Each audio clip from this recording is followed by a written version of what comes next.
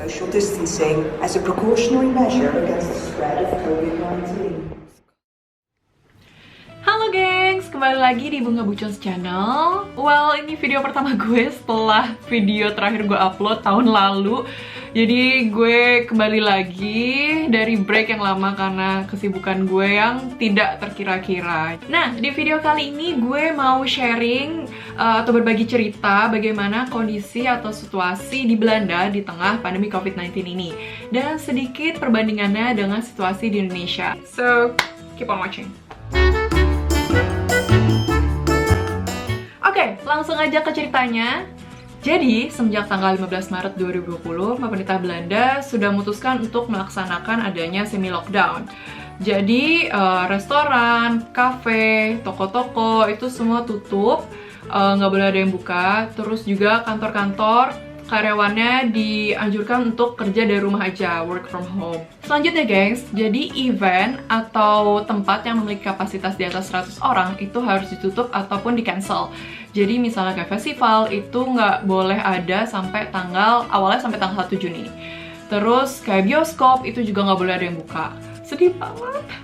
Berikutnya adalah penerbangan. Jadi semenjak adanya semi-lockdown ini, penerbangan itu khususnya internasional di-cut banget, banyak yang di-cancel dan turis nggak boleh masuk lagi. Hanya penerbangan yang urgent aja yang tersedia. Kalau misalnya kalian warga negara dari EU ataupun memiliki residence permit di EU, kalian masih boleh masuk. Ataupun kalau misalnya kalian mau balik ke negara kalian, itu masih tersedia. Jadi emang untuk hal urgent aja. Dan ini bisa kalian lihat di video ini kondisi di Schiphol Airport.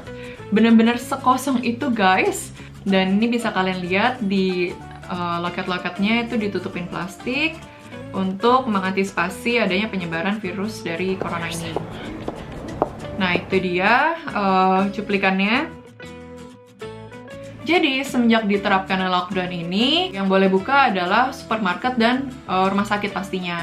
Even kalau misalnya kalian mau ke dentist pun itu tutup. Kecuali kalau misalnya kalian mengalami accident sama gigi kalian. Misalnya gigi kalian habis ketonjok, terus patah gitu, terus berdarah. Itu kalian masih bisa ke dentist. Cuma kalau untuk scaling aja, kayak gitu udah nggak bisa. Ketentuan berikutnya adalah, meskipun restoran itu tutup, tapi takeaway masih boleh buka. Jadi kalau misalnya kalian mau ke McD, itu masih boleh. Oke, meskipun di tengah lockdown ini, public transport itu tetap jalan, gengs. Jadi kalau misalnya kalian mau naik metro, tram, train, itu masih available kayak biasanya. Gengs, gue punya cerita. Jadi, semenjak diadakannya semi-lockdown ini, orang-orang tuh mulai panic buying. Kalian pasti tahu yang diborong apa? Ya, ganja. Pemandangan kayak gini cuma bisa kalian temuin di Belanda, gengs. Mau lockdown, bukannya panik beli makanan, malah panik antri beli ganja coba. Suka kurang paham gue sama nih orang-orang. Dan kalau kalian ke supermarket nih pas awal-awal lockdown, itu kalian gak akan bisa nemuin juga toilet paper. Jadi satu shelf itu kosong. Orang tuh bener-bener literally ngeborong semuanya. Bahkan sampai rebutan. Terus gue pernah sempet ke supermarket dan mereka, saking langkanya ya, mereka ngejual toilet paper itu 4 roll, 4 buletan, literally 4 buletan itu 2,49 euro. Kalau dirupiahin itu sekitar 40.000. Berarti satu rollnya itu 10.000. Kayak what?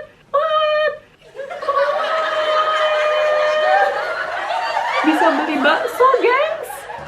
Di situ gue merasa bersyukur kalau gue Asian yang nggak perlu beli toilet paper karena gue masih bisa menggunakan air, gengs. Gitu. Jadi gengs, karena banyak orang-orang yang bandel yang udah dianjurin untuk stay di rumah tapi malah keluar, pemerintah akhirnya memutuskan untuk memberikan aturan yang lebih ketat. Jadi aturannya adalah kalian kalau keluar nggak boleh bergerombol.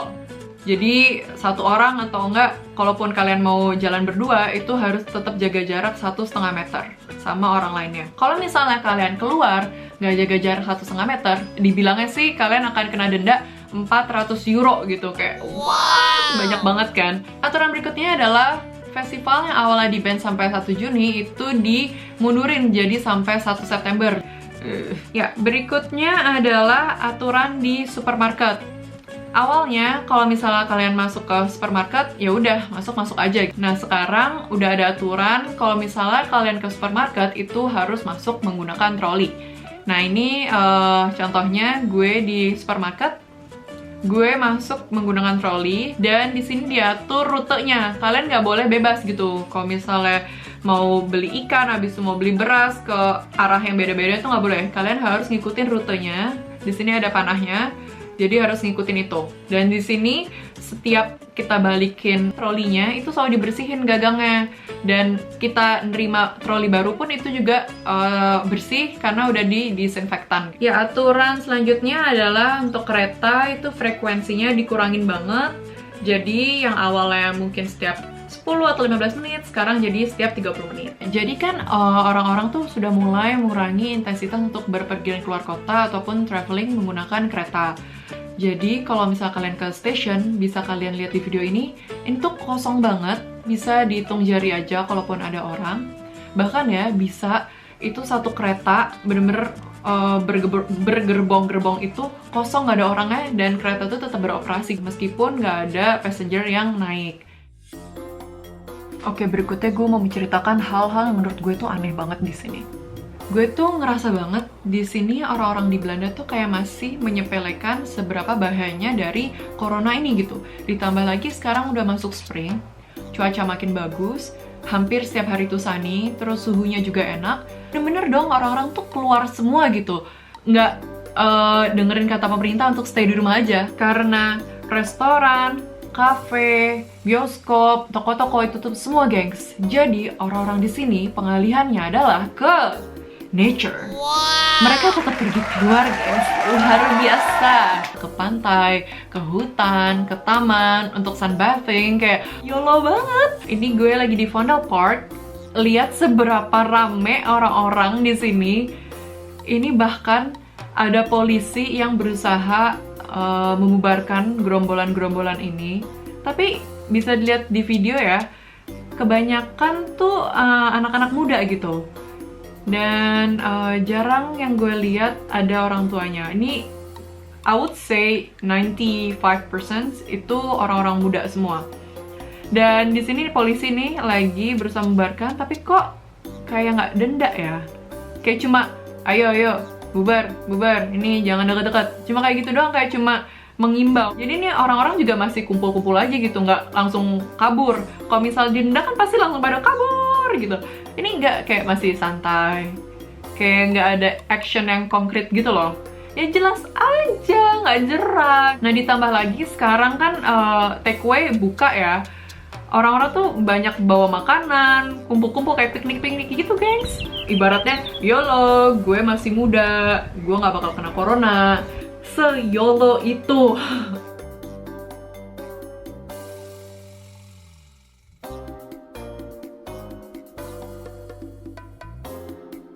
Nah, melihat hal ini, gue tuh wondering, guys, apakah kondisi di city center, kayak misalnya di Dam Square, terus Rembrandtplein, itu sama kayak di Vondel Park seramai ini atau enggak? Dan ini ada update, guys, kalau misalnya sekarang itu udah ada beberapa toko-toko yang mulai buka. Jadi gue penasaran gimana situasinya, dan gue pergi ke city center untuk ngecek hal ini. Dan tada! Ini dia, gue udah di city center. Ini kondisinya di Rembrandtplein, kosong banget. Oke guys, sekarang gue ada di area Rembrandtplein, area dimana nggak pernah sepi sama turis, karena di sini pusatnya klub, kafe, restoran semua ada di sini. Dan sekarang kondisinya di tengah lockdown, sepi banget karena semuanya tutup. Dan ginilah kondisinya. Ini belakang gue adalah area yang selalu rame banget sama restoran-restoran, dan malamnya jadi klub. Dan ternyata kondisinya jauh lebih sepi daripada hari-hari biasanya. Well, jelas karena nggak ada turis, dan lebih sepi juga dibandingkan Vondel Park. Oke, sekarang kita coba cek kondisi di Dam Square gimana. Ya, ternyata rame banget, gengs. Wow. Gila. Ini kenapa bisa serame ini? Kan udah nggak ada turis ya? Ataukah orang-orang ini turis-turis yang terjebak gitu? Atau mungkin ini karena Dam Square dikelilingin sama tempat-tempat perbelanjaan, bisa juga orang-orang berlalu lalang ini adalah orang-orang yang habis belanja. Atau gue nggak ngerti kenapa ini bisa rame banget. Oke, sekarang coba kita lihat di area perbelanjaan itu sendiri, yaitu di Kalverstraat. Dan ternyata nggak serame itu, gengs. Tapi ini ya, bisa kalian lihat juga kalau misalnya ada beberapa toko yang udah mulai buka dan majority ini masih pada tutup gitu. Terus di sini anehnya juga ya, yang gue rasain adalah ketika gue pakai masker. Jadi ada suatu saat gue tuh ke supermarket pakai masker dan gue justru merasa diliatin gitu, kayak ini orang pakai masker corona nih. Jadi kayak gue ngerasa nggak nyaman juga kalau pakai masker, terus gue diliatin yang seolah-olah tuh gue yang kena corona gitu. Dan di sekeliling gue tuh nggak ada yang pakai masker, gengs. Ya, jadi pemerintah sudah mulai membolehkan untuk toko-toko mulai beroperasi asalkan mereka bisa mematuhi aturan dari pemerintah, yang mana setiap customer-nya tetap harus berjarak 1,5 meter dan mereka menjalankan aksi preventif untuk mengantisipasi penyebaran dari virus COVID-19 ini. Ya, ini gue sekarang mau ngecek kondisi langsung di salah satu toko bagaimana bentuk preventifnya. Ya, ini dia salah satu toko yang sudah mulai beroperasi. Di sini bisa kita lihat dari karyawannya itu menggunakan masker, menggunakan hand gloves, dan di awal kalian disediakan hand sanitizer. Ini bisa kalian lihat juga di luarnya ada kayak palang gitu, jadi orang tuh nggak bisa asal nyelonong masuk, dan misalnya udah ada yang keluar, nanti yang masih antri ini baru boleh masuk gitu gantian, karena kapasitas di dalam itu cuma boleh maksimal 30 orang. Nah, seperti yang kita tahu, turis kan nggak boleh masuk ya, dan di sini juga banyak tempat-tempat wisata yang ditutup, contohnya kayak Keukenhof. Ya, meskipun kalian nggak bisa pergi ke Keukenhof, tapi kalian masih bisa jalan-jalan online ke Keukenhof ibaratnya. Jadi kalian tinggal kunjungin aja langsung ke YouTube-nya ini. Ini kalian bisa lihat kondisi Keukenhof saat ini melalui virtual tour-nya. Nah, ini contohnya. Well, agak beda, cuma setidaknya kalian bisa melihat nih gimana tulip-tulip di Keukenhof saat ini. Oke, sekarang gue mau jelasin sedikit gimana perbedaannya situasi atau kondisi di tengah pandemi COVID-19 ini di Belanda dan di Indonesia. Ada beberapa hal yang based on pengalaman gue atau yang gue rasakan ya, gengs. Oke, jadi perbedaan yang pertama adalah misalkan ada orang yang kerja di restoran atau di toko, itu kan banyak yang ditutup ya. Jadi mereka-mereka ini tetap digaji full, gengs, sama pemerintah. Well, porsinya itu adalah 90% dari pemerintah, 10% dari perusahaan itu atau dari restoran atau toko tersebut. Jadi di sini nggak ada yang pengangguran atau hidup lontang-lantung. Meskipun kalian dirumahkan, kalian tetap dapat gaji full, bahkan justru bisa leha-leha ya, karena kalian nggak perlu kerja tapi tetap dapat duit. Jujur gue cukup prihatin karena di Indonesia ini kan banyak orang-orang yang kerjanya serabutan gitu, pendapatannya per harian.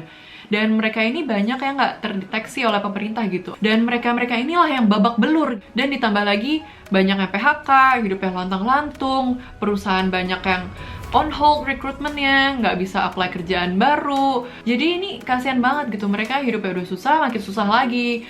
Dan itulah perbedaan yang pertama. Perbedaan yang kedua adalah, jadi gue ngerasa di sini tuh khususnya anak-anak muda ya, mereka tuh kayak YOLO banget gitu, kayak ngeyel. Mungkin mereka mikir kayak, oh imun gue bagus, gue nggak bakal kena corona. Jadi kalaupun gue kena corona, gue bakal kena mild symptoms aja. Jadi pada tetap keluar, kayak santai banget gitu. Dan ini agak kontras sama di Indonesia karena di sini terlalu YOLO, sedangkan di Indonesia kayak udah waspada banget gitu. Dan itu sih gue ngerasanya beda banget di situ. Oke, disclaimer guys. Jadi video ini dibikin ketika jumlah kasus di Belanda yaitu ini datanya ada 40.571 dan total death-nya itu ada 5.056. Dan total case per 1 juta populasinya itu ada 2.368 dan total kematiannya 295. Padahal jumlah penduduk di Belanda kurang lebih sekitar 18 jutaan. Dan luas wilayahnya pun gak gede-gede banget gitu. Kayak Jawa Barat ditambah Jakarta ditambah Banten. Kan lebih riskan ya jadinya. Luas segitu, jumlah penduduk yang sekitar 18 juta, dan jumlah kasus yang segitu banyak, tapi kenapa orang-orang itu sesantai itu dalam menghadapi corona ini? Well, khususnya anak-anak muda sih. Mungkin udah ada beberapa orang yang lebih prefer untuk stay at home atau lebih aware, cuma masih banyak gitu orang-orang yang belum aware sama seberapa bahayanya dari COVID-19 ini. Well, oke gengs, intinya dari video ini gue kepingin kalian tetap stay safe. tetap ikutin aturan pemerintah, karena gue yakin pemerintah itu sudah melakukan yang terbaik untuk masyarakat Indonesia. I know it's hard mengingat jumlah penduduk Indonesia yang 280 juta itu, ditambah lagi banyak yang bandel-bandel kan ya. Jadi menurut gue ya tetap waspada, tapi panik berlebihan jangan. Ya, itulah gengs video tentang kondisi di tengah pandemi COVID-19 di Belanda dan sedikit perbandingannya dengan Indonesia dan sedikit juga curhatan gue. Semoga video ini bermanfaat and see you on my next video. Jangan lupa subscribe, like, dan spread the videos, not the virus. Okay? So bye! Do not touch virus.